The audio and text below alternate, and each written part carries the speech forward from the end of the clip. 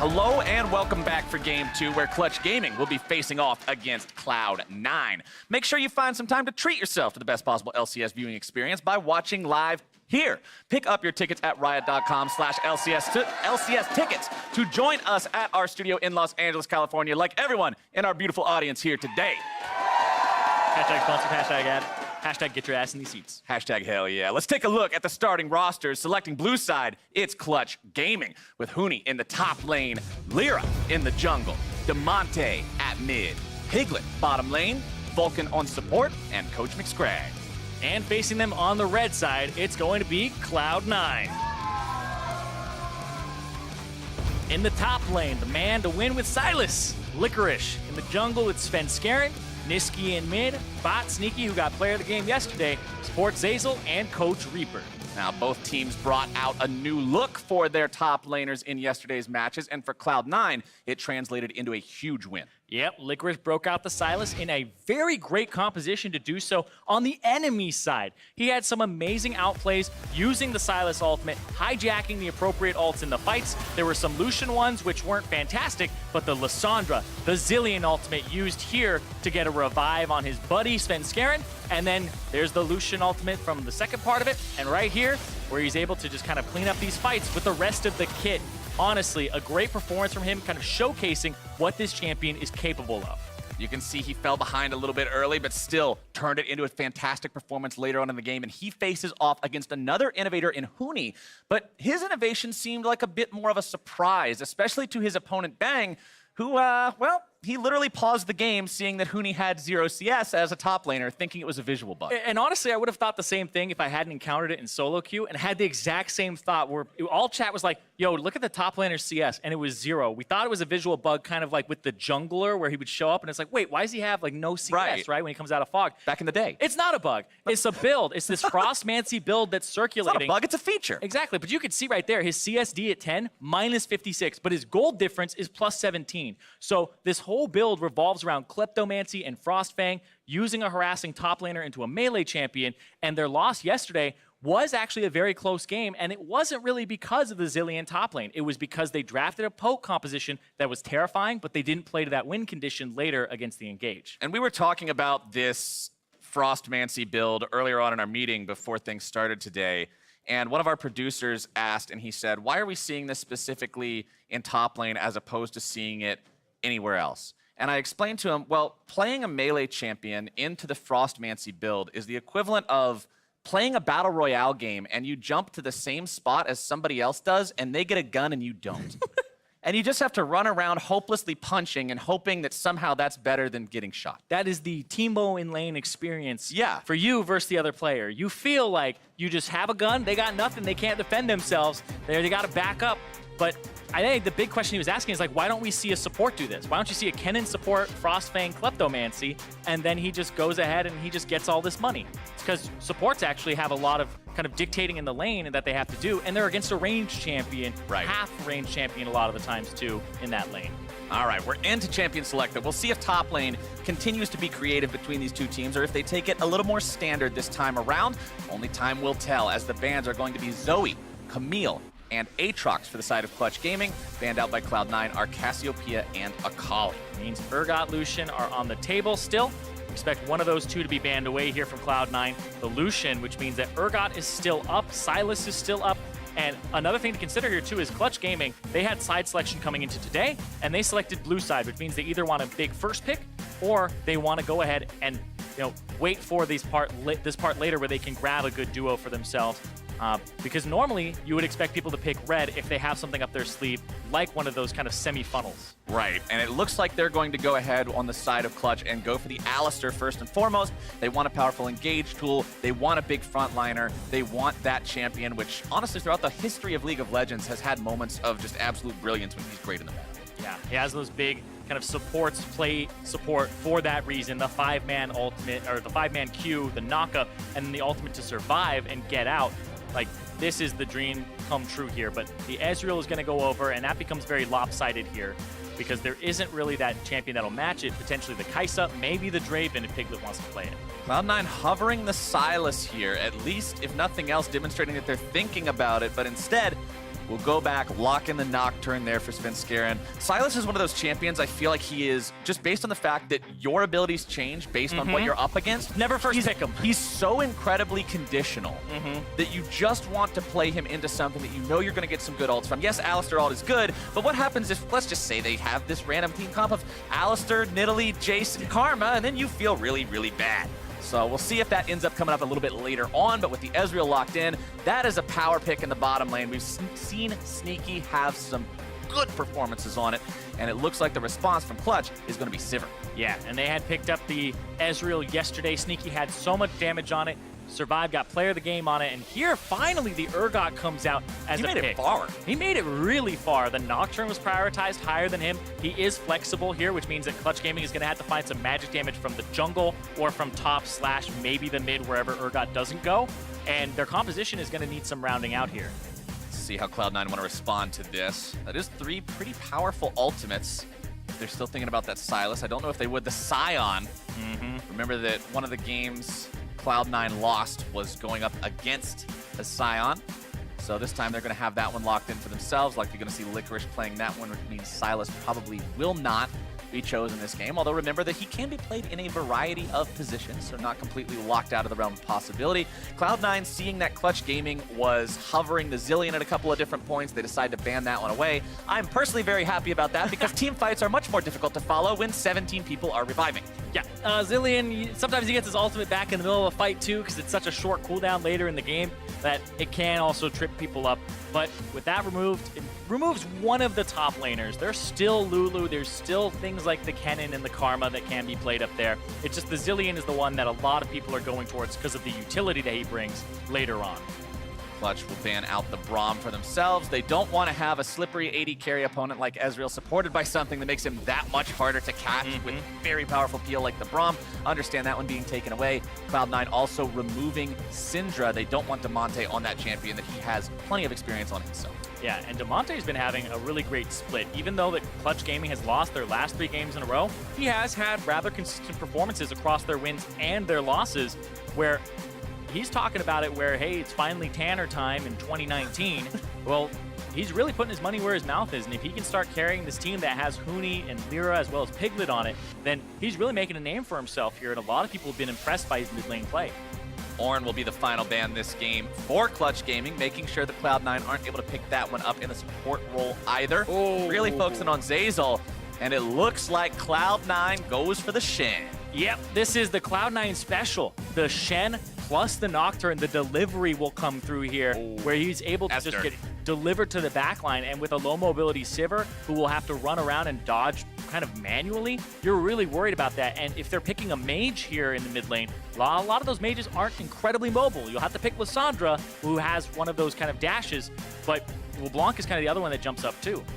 Lissandra, one of those champions with the get out of jail free card built into the ulti as well, can buy herself some time if the Nocturne and the Shen are going after her. Lee Sin also locked in here for Clutch Gaming. Lyra will be piloting that this time around. Cloud9, 1 pick left to make this game. Thinking about Galio. I mean, if you already have a delivery system, why not get more bang for your buck? This is frightening. Nocturne jumps in on you, delivers Shen right next to him. Galio comes flying down on top, and just in case that didn't bop you hard enough, Sion just will come charging in 2 seconds later. Meanwhile, Ezreal just doesn't care about this. He's shooting you with Qs from 1100 range away. Yep, and this composition is actually quite scary, but it takes him a while to turn on, and Lyra on this Lee Sin, looking at him as well as Damonte on this Lissandra to make something happen by owning the mid lane in terms of priority, and then roaming to the bottom or roaming to the top lane early to try and get this game in Clutch Gaming's favor. Because if this goes long, you have this infinite scaling on the Sion, and then you have this tanky durability as well as kind of ways to save people left and right with the Galio to kind of interrupt people, as well as the Shen. So we're watching that, seeing if Damonte and Lyra can make this early game happen, because it's a very scary composition for Cloud9, who's looking to just climb up the standings. Yeah, Cloud9's composition very, very synergistic. At the same time, though, Clutch has some of those picks that we've been seeing so much of lately with the Urgot, with the Lissandra, champions that have proven themselves as top meta picks. So we'll see if that can stand up to what Cloud9 has drafted this time around. We know that even if you have a tanky lineup with things like a Scion and a Galio and a Shen and stuff that can be tricky to actually burn that health bar down, it helps to not have to worry about the last 25% because you got the blender ready to go. Exactly. You don't have to actually finish him off, and if he has a Warmogs, doesn't matter. You just bring him in, and then you're done with that fight. But right now, these teams neck and neck in the standings. Clutch win this, they tie Cloud9, but if Cloud9 win this, they start that trek towards the top to catch Liquid. Ultimately, hopefully culminating in a rematch with Liquid. We'll see if that ever happens, but right now, Cloud9 has to take down Clutch Gaming, and Clutch would very much like to make that not the reality here. We'll see who comes out on top. We're on to Summoner's Rift for the second time today. Everybody starting off pretty usual, pretty standard here. Line of scrimmages being drawn across the river. Where do we think we're going to see the junglers start this time around? Judging by where I would expect them to start, I feel like this would be a bottom side start for both of them because they have good kind of people to assist in that. I don't think anybody really wants too much of lane priority on the bot side. Potentially Clutch might go for something if they want to have Lyra on the top side early, but I feel like red buff helps you out so much if you meet the other jungler. So I would expect bottom side starts here for both of them, but it will be altered based off whatever path they go for. Nocturne actually, Svenskeren could start top. Actually, I'd say Lyra, if I'm going to like put money on it, Lyra bottom and then Svenskeren top side. That's okay, what I so would expect. both red buff starts and Yeah, then just moving. opposite sides. Okay, all right. We'll see if that plays out that way. First Drake is going to be Infernal this time around here as well. So always like to keep track of those and see when teams are going to decide to go after them, especially when you have a team that has plenty of damage potential like what Clutch Gaming has drafted for themselves. Everybody's going to be building some wallop there. Yeah. Infernals go a long way. And people are bringing out new stuff, kind of old new stuff again, because it's... Old new stuff? Yeah, well, I guess new old stuff, right? New old stuff. We'll go with that order. Because it's the Shen, first time he's being played so far this split. And then last game we had the Swain, which was the first time he was being played. So people are kind of going back to comfort in this... The throwbacks. In this kind of first third of the split being over, where they're like, all right, we need to pick up some wins. We need to go back to these things that were working for us before, even if other people aren't playing them. And that's what I really like to see. That was what, honestly, Worlds 2018 was all about to me. And especially with it being such a different tournament and sort of the fall of Korea as the #1 region and everybody else sort of stepping up. And the question was, oh, is the gap closing, bro? No, everybody just finally started playing their own stuff. And that's what I really like to see from any team. Play to your own style. As a Skarner one trick. As a Skarner one trick who wants to build a warrior and a Trinity Force, let me do my damn thing. Let him do his game, right? Let you play League of Legends the way you want. But right here, engage on the bottom side. Here's Lyra. It's C9 going in, but Lyra shows up in time to keep his support alive, and they're going to turn things right back around on to Zeyzal. A first blood over to Clutch Game. And you would never expect that as Cloud9 because they know that Lyra started on the bottom side. They saw him not go for a Scuttle Crab. They had a ward in the Pixel Brush. They had a ward right there at the top of the screen. They knew if that bottom Scuttle was going to get done, and he goes straight from his red to his Krugs, and then he goes bottom lane off of this level 2 advantage that Cloud9 had. It wasn't a level 2 for Vulcan just yet. Creative pathing from Lyra creates opportunity for Clutch Gaming. And Zeyzal, he burns the Ignite in that too. So that's in a Summoner spell down also here. Let's take another look at how it played out because it looked really good for Cloud9. And you can see he's feeding off this too because he knows that they hit the level 2 first. He's already walking over there. That was great from Vulcan to get that flash double pulverize in there. And then it's the first blood for Lyra. They make them back up, and then he gets the bottom side Scuttle. But the thing is he will actually lose his top side blue buff for that. Yeah. He's not able to counter on the bottom side because Zeyzal went to that one. So when you make a play like that, you can lose the opposite side jungle very easily. It is good from Svenskeren recognizing, hey, I've got to get back whatever I can, but you're obviously still going to rack it up as a win for Clutch Gaming. Grabbing the first blood plus assist money there in the bottom lane. Getting the money onto the Lee Sin feels pretty good as well because that's going to be one of your champions. You really want to be active early on in the game. Influence every lane you can. And my test that I always judge Lee Sin by whenever I see him locked in any game is, does he hit level 7 with a scoreline of 0, 0, and 0? If so, why'd you play Lee Sin? And so far, he has not done that. But topside, it's Licorice looking for the solo kill on the Hoonies. One more hit will do it! Brings down the hammer and takes him out. Solo kill for Licorice. And Licorice just solo kills Huni in the top lane. This has not been a good split for Huni at all. And Licorice hasn't missed a beat since Worlds. And this is Urgot. This is a champion that you look at and are like, wow, this guy's really strong in lane. He wins 1v1s. He shoots you with his machine gun over and over again. What do you do back to it? Well, Licorice, just kill him. Yeah, and I have to see this again because it's the E through, Even though he gets the slow, Huni walks forward. Licorice says, okay, I guess I can just charge Q here. You can't go to the side. And he interrupts the disdain. Interrupted it. That's why Huni couldn't get out. And then Licorice knows he can just chase it down. A roar into a smack. And he sends Huni back. Easy money for the side of Cloud9 as they're still down a couple hundred gold here. They're feeling a lot better after that. Notice also the Bramble Vest pickup on the side of Sion. This item was nerfed a while back to be rather cost inefficient, so it feels bad to just buy and sit on in most situations. But most does not include a situation where an opponent is rapidly attacking you over and over, and you can honestly make Urgot take more damage than you do when he uses Perch. Yeah, there was this clip that came out where it was a Rammus with the Thorntail, a Rammus with a Bramble Vest up against an Urgot. It doesn't work the same way with just the Bramble Vest, because the Bramble Vest is coded to do, I believe, a third of its damage per attack to the Urgot, because he actually attacks 3 times per second when he uses it. So it's like every second he'll take the full damage of it instead of just him kind of owning himself. But the Rammus W is not coded like that. The Rammus W is a meme. Yeah. That was actually hilarious. For any of y'all who missed the clip, I would highly suggest going back and watching it sometime. But we're going to see Lyra move into the top side of the jungle here, clear out this Scuttle Crab for himself. Currently behind in farm compared to the Nocturne, but honestly, that's what you would expect. Nocturne wants to power farm. We talked about this last game. Hit that level 6, start using those ultis. You're not really a complete champion until you've got that ultimate available. Yeah, and also the fact he lost his blue buff on the top side, it gave Svenskeren a whole nother camp to farm, and then it put him through his whole route, which ended up doing a good job of kind of catching him up in gold, because they have even items right now, and it's only about a 200 gold difference between the two, with Lyra having that extra 200. Despite it being First Blood, which should be about 400. So he's about 200 in terms of farm and difference.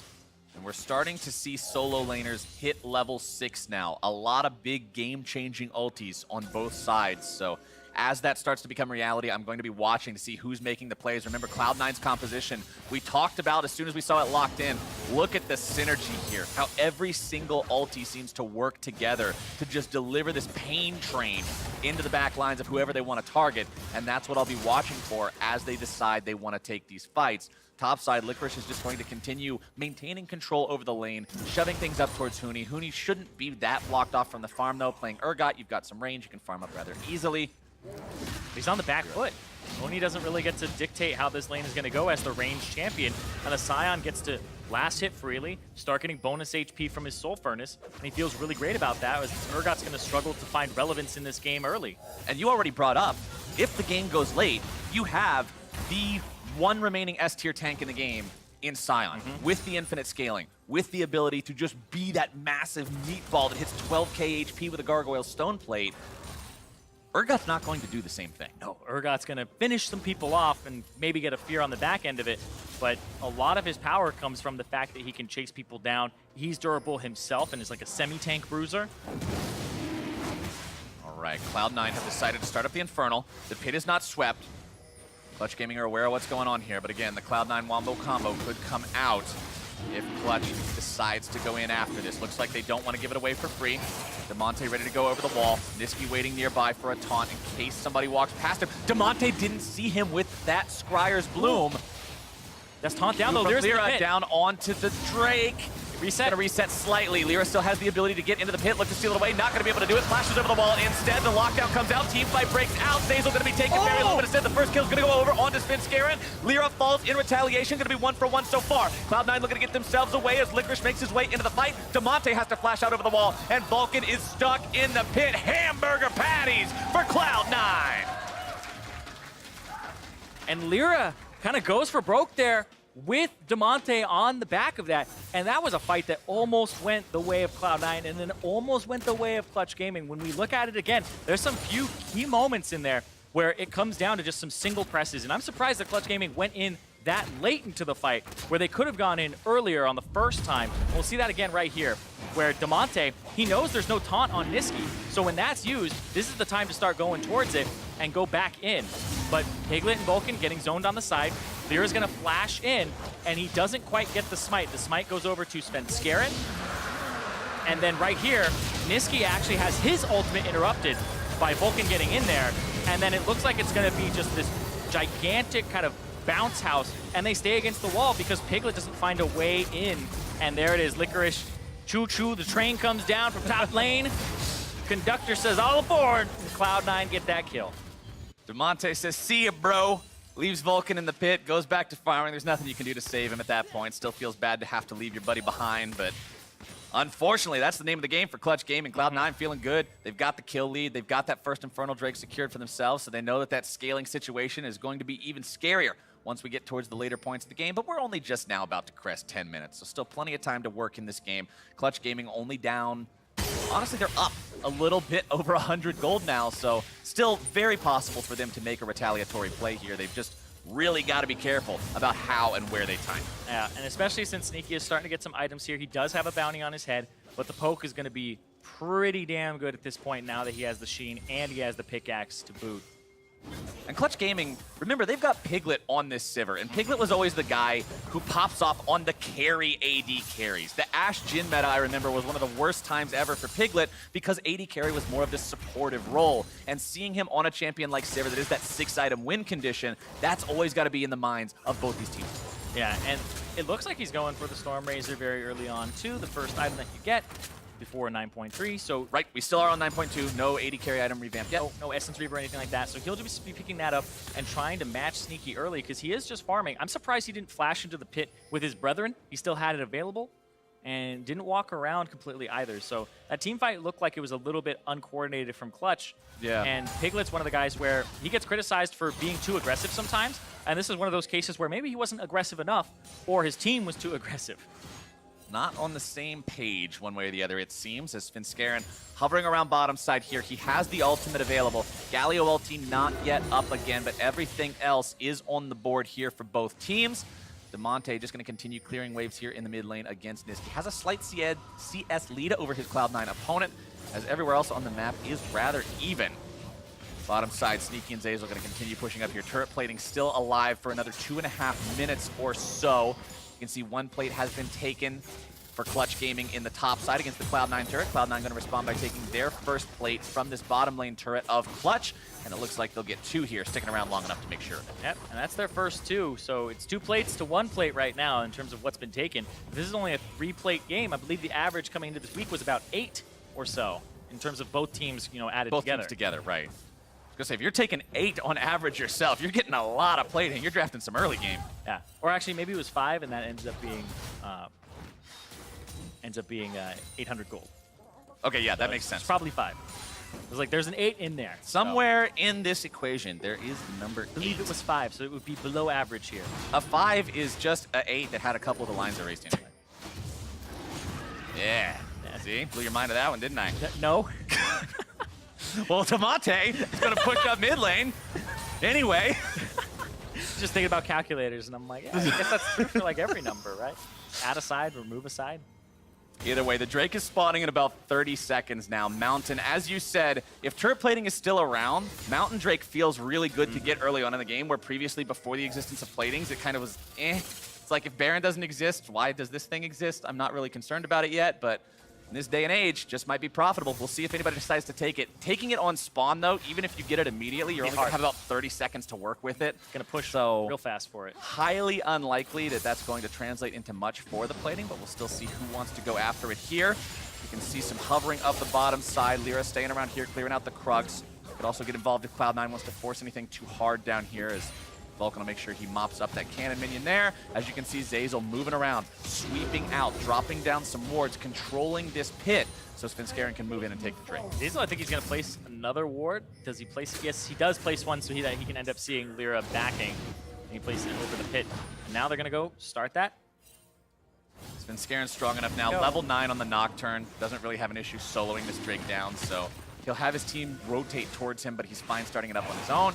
On the top side, though, DeMonte's actually going to roam a little bit towards the top, and Licorice is going to appropriately back off just in case. So that's really good, because a lot of the times when you're making a play on the bottom side, top laner doesn't back up, not paying attention to the map. It's like what we saw last game. It's what we saw last game, especially if you're up against somebody who has playmaking potential. We've seen Lyra do it on Lee Sin before. You've got to respect him and know what he's capable of doing. Of course, we know he's just farming the Wolves right now, but considering Cloud9 doesn't have that perfect information, you've got to err on the side of caution, as that is going to be 2 Elemental Drakes over the side of Cloud9. Nice interrupt there on the back, coming out from Licorice. Zeyzal looked like he went for some extra damage on that turret trying to finish that one off, because if you actually look at the gold, it's very even, but I also think that there were 2 culls. Huni and as well as Piglet both had some culls that they popped the extra gold from it, so they would be further behind if they hadn't invested in that item, where now it's pretty much even. Yeah, Cloud9 is ahead in terms of how well they've played the game in the fights and just been controlling objectives and things so far, but Clutch is doing a good job of making sure that it is not this just damning situation where you're just waiting to have your opponent balloon that lead even further. It's still a very close game. They can still pop off in a team fight. Niski clearing out the wave there. Nice, easy Justice Punch into the Proto Belt. Wow, Svenskeren went for a BF sword, and I looked at it and I was like, that is very early. Is he far ahead? No, he just didn't get boots at all. He has no boots versus boots too. This is just like, I don't need to chase people if I just stab them and kill them immediately. Yeah, if I'm right on top of this guy, I can use my ulti, and if he dies, where else do I need to walk? I can just chase him down with my Q, right? It's very easy, as well as maybe if his E goes off too. So I guess it's an interesting choice, and it's very aggressive. So he's just saying, I'm going to get in there and get things done, and then I don't have to worry about the follow-up. But it's kind of a risky situation too, especially with something like the Lissandra in the game. I had a friend back preseason 1 days, Irene, who played a lot of Karthus, and he would never buy boots. And one day I asked him, hey buddy, why aren't you buying boots? And he said, I'm supposed to die, and I can't walk when I'm dead. Why would I buy boots? Flawless logic, actually. I didn't have a rebuttal. I just kind of went with it after that. I guess he never chased people down with the Eon. No, it would just it was revive teleport Karthus, so he would just teleport behind them and die. We were both bronze for a reason. Anyway, Cloud9 clearing out their own blue buff, passing it off to their mid laner. We'll see what Niski's able to do on this Galio as things continue. Remember, Galio, when we first started this split, was before his nerfs came in, and he was a powerhouse, received quite a few heavy-handed nerfs and a hotfix buff to actually revert one of them since then. And now he's not really at that point where he was for such a long time of being such a huge pick, but it looks like Cloud9 still has plenty of faith in the pick itself, as Niski will use the Justice Punch backwards there to make sure he farms things up quickly and efficiently. Yeah. First items coming online for just about everybody right about now. You can see the Cleaver over there for the Urgot. Because Sion took a little bit of a detour, picking up the Tabby, picking up the Bramble Vest, he's still working towards that Righteous Glory. Luden's Echo done for Lissandra. Protobet, as I already mentioned, onto the Galio. Ezreal has the Iceborne stacking up that Mana Moon. Wants to get towards that tier ASAP so Sneaky can get set. Yeah, surprised. Sometimes you just see the Lissandra go for the Proto Belt. The Luden's Echo is very aggressive in terms of the damage, but he's the only magic damage on the team. And we talked about that in the draft where the Urgot had been picked so it's a Sivir. So they either got a magic damage jungler, which they didn't, and they ended up going for even more magic damage from Damonte. I like how Clutch Gaming, even though they had 4 people, as soon as they saw Cloud9 continue to step up, they backed off because they knew there's no way they're stupid enough to walk up into this. They have to know something's going on, and we're not walking into that, not against this comp. Yeah, that's one of those things where it looks so bronze that it's actually a challenger move. Yes. We're like, this guy is an idiot. He's walking forward. It's like, actually, he's baiting you. So yeah. He's making, yeah, exactly. 200 IQ. He's preying on what your tendency would be if you saw this situation. So I actually love those plays because they're hard to appreciate, and I'm glad you brought that up. But it's a big part of this league and how people kind of play around each other, because you'll see a top laner kind of fake or bluff that his jungler is there, and then the jungler can make a play on the other side, and then you're almost like, how was that such an easy gank to have the jungler lane gank with? It's because they had given false information on the opposite side of the map. Righteous Glory is also done for both of those top laners. Speaking of them right now, means you're going to have extra initiation tools getting into the mix. Even if Sion accidentally bonks his head on the wall trying to make his entrance with the ulti, he can still catch up to people and start putting down some of that CC. Game's still only 2 to 3, 18 minutes into this game. Neither side wanting to be the team that pulls the trigger at the wrong time. TP coming in bottom, though. That's Sneaky expending that one. Alistar can't punch fast enough. Get your hands going. Smack it. Rip. You hate to see it. You just got to ping it and tell team, okay, there's a ward here, frown. Yeah, you don't want to place a control ward there either. If you place a control ward to see that one, you place it on the right side of the bush, which makes it easier for people to kill. But I guess you just go, Lyra, just don't walk here. There's a ward right there. Don't stand on that thing. Lyra, don't you do it. Okay. All right. Okay, but they know Nocturne is here. There's the TP. Oh, they'll see the TP because the ward is still there. So they see Piglet. Coming in. Cloud9, they now... Oh, is there... fight on the top side? What is going on? Licorice and Huni are Yeah, just like, there's some I'm sort of a. No, they're, I'm going. They're duking it out up there in the river. No, I'm getting to the for dragon first. priority. Yeah, so it's no, like a. No, come back here. No, I'm getting to It's the like dragon. a. I'm gonna go. It's a sack race. They're both hobbling along, just trying to jump down there. But they're trying to sabotage each Yeah, other, like tripping push each the other other. up. Yeah, push the other guy over. No, me first. The Licorice, he's waiting. He's like, okay, you can go first. And then he's going to get a boost afterwards. There it is. But here we go. Scarin goes in, making sure he delivers. Zazel right next to him. True shot barrage coming over the wall, finding multiple people. Galio also going to be landing. Lyra taken very low. Piglet already going to be killed off. It's a massive fight for Cloud9. Niski the one to take the kill onto the enemy jungler. They're finishing off another one. It's a kill for Huni. Back onto Sneaky. Clutch at least gets themselves something in return. The fight's still gone the way of Cloud9 overall. The remaining Clutch members low and having to retreat. Huni tries to get himself out, but Licorice and Niski looking to cut off that escape route. Oh, he did it again. Comes down, and they stop him from getting away with the disdain. The damage comes through, and Huni goes home in a body bag. Cloud9 takes the fight, and they take the Drake as the prize. He's casting the disdain pretty much as soon as it's up, but it's getting interrupted by Licorice having the full charge Q on him. He's just making Huni look like a fool on this Urgot and stopping him every single time. Good stuff there from C9. Brings them up to a respectable 2,500 gold lead now. And if you noticed in that fight too, Scarin pops the paranoia, and then he waits. He gets the Shen channel on him for a second, and then he goes in knowing that delivery system is primed and ready. And it takes a second. He is just letting it cook. We'll see this one more time as everybody kind of gets into position here. Licorice, he does deja vu, drift off the wall, but right here, Scarin sits, waits, then it goes to the back line, and that's where they start unleashing everything. There's the Galio ultimate, well on top of it, but that is so many people on the back line so fast, and hey, no time to breathe. Time for a dive into the top side. It's Huni going to be taken very low. Lyra now the focus here instead. Paranoia comes out. Lyra barely getting himself away. Huni taken low. Lyra killed off by Scarin. Huni now going to be tanking up the rest of the team. Clutch Gaming have to try to get themselves the hell out of Dodge, but nothing is coming to save them today. Demonte is going to be taunted up and brought down. Decimating Smash finds its way onto Vulcan, and there's another one. 4 for 0, Cloud9. Licorice looking to make it 5. Piglet is not long for this world. The Smash ain't going to find him, but the buckets of chicken are, and that is the ace for nothing. Cloud9's onto the Baron. And that has double mountain on it. There's going to be no time for a response here. Very clean team fight from Cloud9. It doesn't get much better than that. 5 for 0, and Baron to top it off. Cloud9's feeling great. Their fans and the audience are feeling great. And Clutch Gaming has got to be sweating that one. Yeah, this is where Vulcan and Lyra go for a play. Look, they're trying to smack Sneaky against the wall. Sneaky, hit, stunned up. Lyra hits him, kicks him only into the wall, not away from the turret. So now he's just getting blasted by that damage. Takes a big turret shot, has to get out, and he just gets picked up by Scarin on the back end, and then there's this chase down. Licorice with the smash, and then he just tries to slow everybody else on the back side of it. Even though Piglet is fast, he keeps running, but Piggy's legs can't take him fast enough. Righteous glory! Righteous glory will catch you, one way or the other. Licorice has just been doing such a fantastic job in this game. The solo kill top lane, the roams to the bottom side, the ulti mid-team fight. Doing the second most damage in this game, and he has a Nocturne and a Galio on his team. And you can see Piglet put in a lot of work in that last team fight for his squad, but you got to question how much of that 4,300 really was meaningful.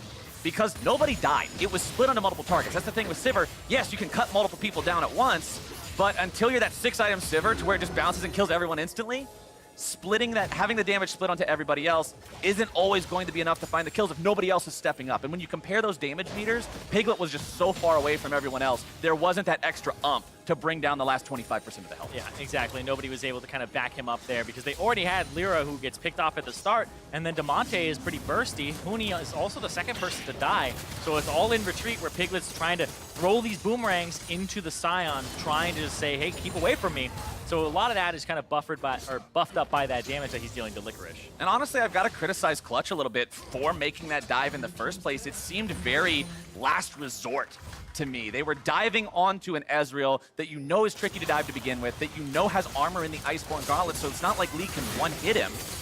It just seemed like they were going for broke in a situation where the game wasn't quite at that point yet, and they got heavily punished. Well, that's what I love about the Cloud9 composition, though, is everybody can get each other's backs almost instantaneously. The Shen ultimate, even the teleports, there's 3 of them. There's Scion ultimate, the 2 other ultimates on that team composition from the Galio and Nocturne. So that everybody can get in there And if Clutch Gaming are not on the same page, if they aren't all there to make it happen, it's so hard to make an unpredictable fight happen and catch Cloud9 off guard. Because if they're off guard, they're immediately back on it with everybody in attendance. Well, with 7,500 gold now the lead in this game, Cloud9 are comfortably in the lead. And Clutch has to find some sort of a way to defend against this, but Licorice is going to make sure he continues enchanting this mid lane wave with the Baron buff. He'll interrupt Vulcan attempting to back. Tier 2s still standing in both the top and bottom lane for Clutch Gaming. Cloud9 will look to knock those down with the remaining 35 seconds of the Baron buff here. But the dive is happening. No time for turrets when you've got enemy players to kill off. Zazel into the back, able to find the taunt onto 2. Piglet's the first casualty, and now there's no way to win the fight for Clutch Gaming. They've got to get themselves back if they can. They've managed to pop the Guardian Angel on that enemy Nocturne, but that means Sven is getting back up. He'll rejoin the team, and Cloud9 have found yet another win. And that is just a flat-out straight dive. They say this is how you dive a turret straight into the backline. Doesn't matter. Piglet pops his ultimate, flashes, tries to get the hell away. They are on top of him, and they are able to pick him up, no matter how much he squirms. This is still a 5 versus 4 favoring Cloud9. However, some injured health bars are going to mean they need to retreat. Clutch looking to go in. Vulcan's able to find the flash with initiation. But Licorice, the meatball on the front lines, they have nothing to deal with this. Demonte goes in. He's able to find some CC and some damage onto a couple of different members. Licorice still going to be tanking up. Svenskeren barely kept alive. Huni gets the kill. The damage goes through. And Cloud9's able to find the counter-attack. Licorice, he's going to go into the undead form, but he's done his job. He's provided the opportunity for Sneaky to find the triple, and now Lyra and Piglet stand alone. Sneaky is just an absolute artillery cannon on this Ezreal. And they have no answer right now. They just didn't have the damage there. Is Lyra going to take this? I don't know. He's up against so much CC. They're just like piling on each other like, I dare you to do Lyra, it. you remember the last time you tried to jump on Sneaky? It did not work so well. Yeah, and there wasn't even the Shen or the Galio next to him to kind of taunt him and get him off of him. But this fight was one that Piglet, man, he's not there. He's not there at the start. This was the dive initially onto fight. Piglet, right? Svenskeren, point, click, onto Piglet, flashes to extend the range, and then the taunt comes out from Zazel. A flash taunt, gets it on him, and then they're able to pick him up. He can't get away from that at all, and now Licorice is the one taking the turret, making sure Svenskeren gets out. And that was just a very clean pick up the Piglet. And then here, he's not alive. Where's the damage gonna come from? The Scion has stacked armor. The only person who can really deal any damage to him is going to be Demonte. But Demonte's sights are set on Svenskeren, who spell shield doesn't have it broken off him, almost drops, does eventually because of Huni in the backside. But then Licorice, he's dealing with a bunch of people who do physical damage. And he's not able to be killed until the very last moment. The Scion's shield is currently slightly under a 10-second cooldown and shields for 560 health.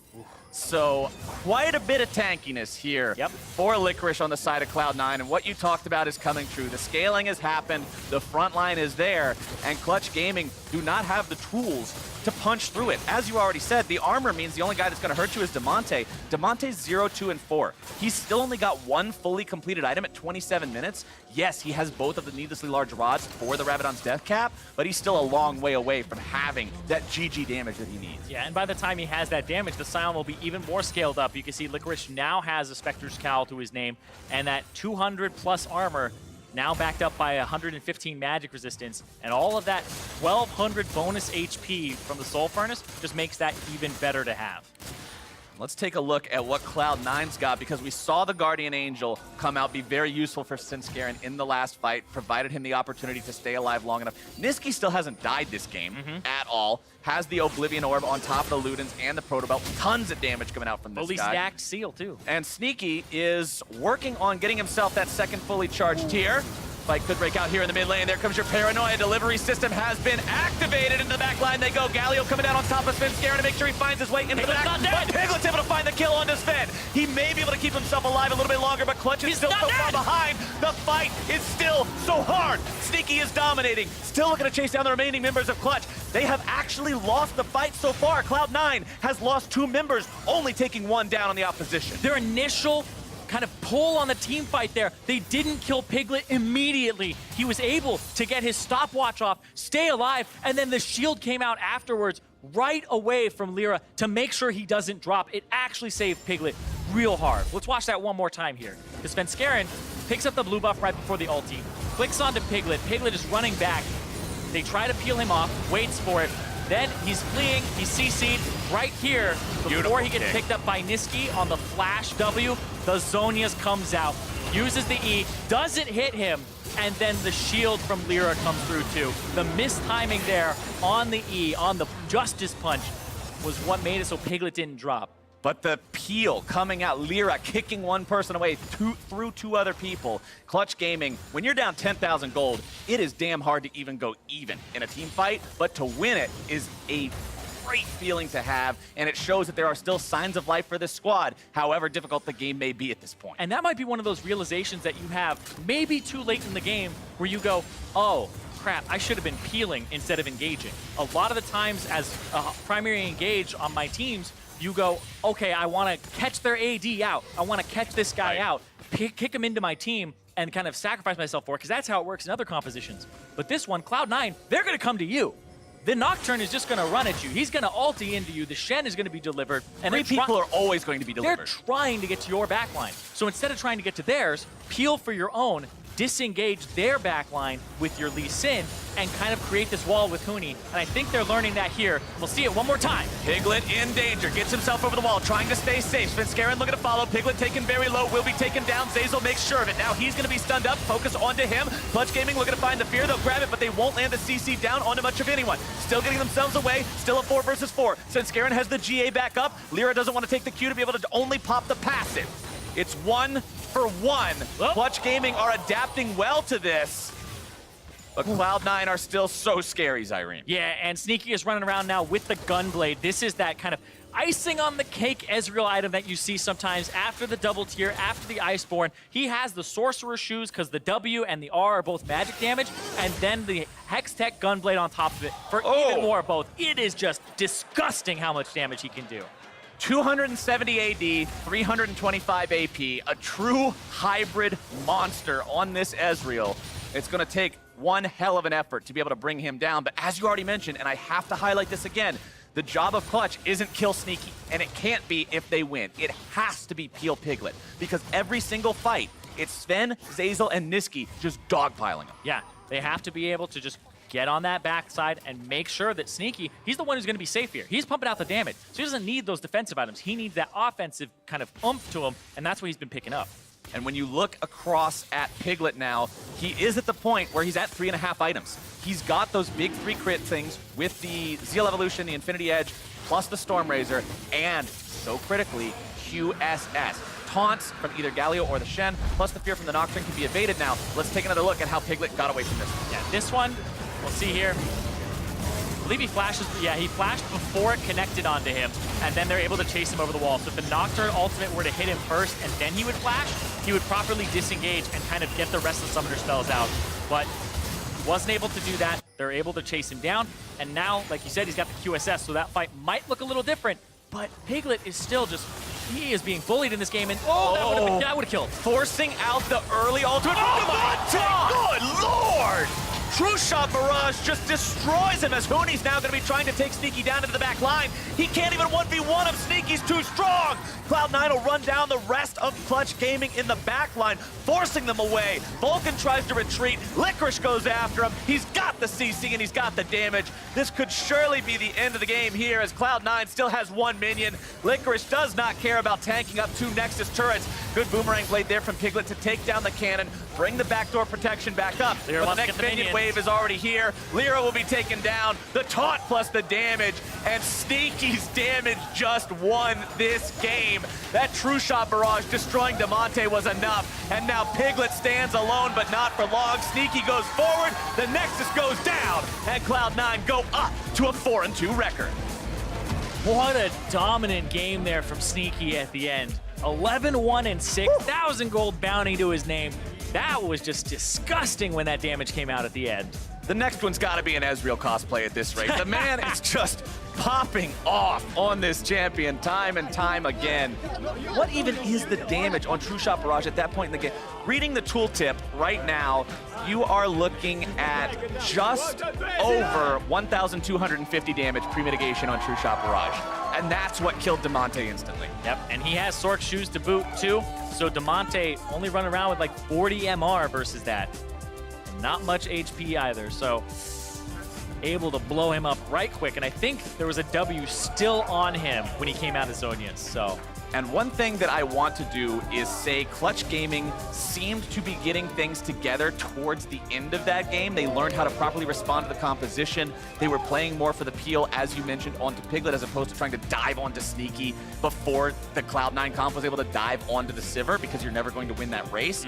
So although the game did look very one-sided and Cloud9 was in control seemingly the entirety, I do want to give respect to Clutch for adapting better than they otherwise could have. This is a team that shows the ability to really understand what's going on and be able to make those changes. But at the same time, I've got to applaud Cloud9. They drafted a mean-looking comp with some mean-looking synergy, and they played it right. Yeah, and people are going to look at that damage from Sneaky and have a little bit of a recency bias for what just happened at the end of the game. But you got to remember, Licorice, the solo kill top lane, the roams down to the bottom side of the map. Mid-team fight Qs and ultimates were fantastic to get them the advantage so that Sneaky could pop off. But really, this was a team effort all around. And that's what's so scary about that Cloud9 composition, is everybody can come together instantly. It's just Clutch Gaming, like you said, they figured it out a little bit too late in the game. Yeah, sometimes lessons learned are great, but lessons learned too late, well, there's always next time. But for now, to give us more about that impressive Cloud9 victory, let's get a breakdown from the State Farm Analyst Desk. Thank you, Captain Flowers. We saw Champ Select. Mark Z said there's no chance Cloud9 comes away with a victory in this one, but they proved him wrong. Yeah. They did it in what he thought was an unwinnable composition. Mark, what do you have to say for yourself? Blatant lies, false news, all of it. I don't know. Prove me wrong. Prove me wrong. I think we all heard the same thing. All I said was, like, mid to late game, if it's even, they don't have a ton of damage, and there's only one target in Sivir that they're going to want to ult realistically. That's all I said. I don't know how this turned into, like, C9's doomed, they can't win the game, their comp is bad. You heard him. Just cut That's out what he the did. I didn't say. say any of those Just things. cut All out I the first said was, part. like, it's a dive comp with only one target That's they how want. it sounded when he said it. My response to it was, what happens to Sivir when he gets ulted by a Shen Nocturne Galio? He dies. The Sivir dies. That is what happens. He and almost... that is what happens. That is exactly what happens. Really? We didn't grab any of the replays, but some of those late game fights, when they were up 10K, the Sivir almost got out. Don't believe it. Yeah. If it wasn't a 10K gold, Let's get into the game as it played out. We're going to take a look at Lyra's early jungle path because some interesting stuff happened for them to secure the first blood here in the top lane very early on. Yeah, so it's super common to start red and then go into Krugs because it has so much gold and experience and you want it to respawn faster. The very normal one is to then go through Tribe Rush up to the Scuttle Crab. However, as you can see here, Lyra, after he finishes the Krugs, he's in really good communication with his bottom lane. And his bottom lane tells him, hey, the Shen is moving up. They're trying to get the level 2 on us. So they're gonna go for the level 2. As soon as Shen gets it, Lyra's coming down for the lane gank rather than going up for the normal path there. Vulcan has an amazing flash in on the Alistar, putting his life in danger to bait them in for the kill, sets it up perfectly, and gets them rolling with a first blood. And I think it's a perfect example of how mixing up your jungle paths can really get you big rewards. Cloud9 even had there was a ward in the river. You know, they were trying to watch for that Scuttle Crab gank that normally would come through if you wanted to go for that. So, you know, just mixing it up really paid big dividends. Yeah, and we've talked a lot about where different teams should be putting their focus and, you know, resources when it comes to getting ahead. And Clutch is one of the teams that we've thrown criticism towards in that they haven't seemed to made a decision yet this far into the split about who they want to kind of use as their main carry and throw all their weight behind. And I know Piglet in the past has been very, very happy with Lyra and really likes how he jungles. And my favorite part about this example was the communication between them, you know, and kind of getting the enemy bot lane to play into their hands, giving them the level 2 first, baiting them in for it, and then using that appropriately. the problem was, like, they weren't able to convert that nice initial play into anything more because that's when the C9 engage comp starts coming online at 6, and they obviously have a very...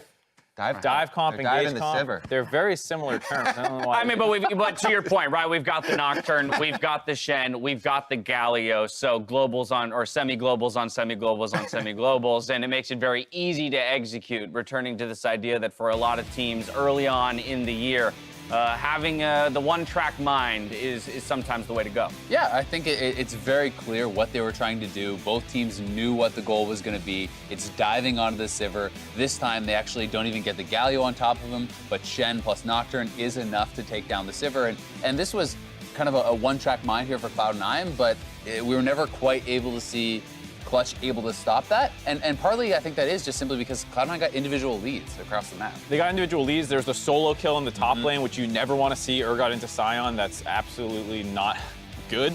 And then the fact that, like, yeah, they split their focus. Once that Nocturne ult came down, half jumped into mid lane to engage, and the other half started cutting back towards red buff, and you split your team fight while the enemy team is very good about coordinating because, like we said, it's an all-dive comp, Kobe. That's exactly what it is, Mark. Thank you for And pointing that what out. happens to a Sivir in an all-dive? Are you still mad that I didn't, like, high-five you at the top of the day? Is that where this is coming But here's where I want to go with this. With the knowledge of the changes being made to the game, you know, what we're moving towards when it comes to ADC changes and a little bit more power being funneled back into certain marksmen.